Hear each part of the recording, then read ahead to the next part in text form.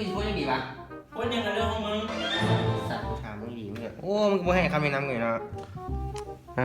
พวกนี้นะมันคือมีคนที่กูมักมากดใจให้ใช่ดีปะใครที่มักกูกดใจมาว้าวปึ๊บ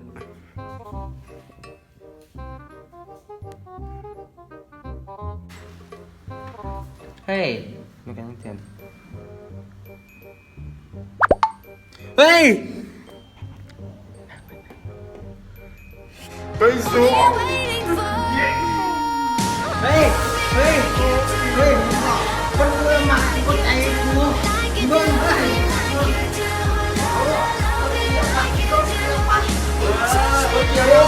กูขี้อยู่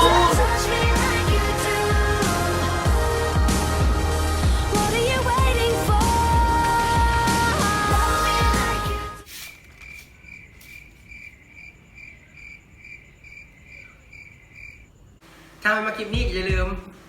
กดไลค์กดแชร์และกดติดตามผลงานของเราได้ที่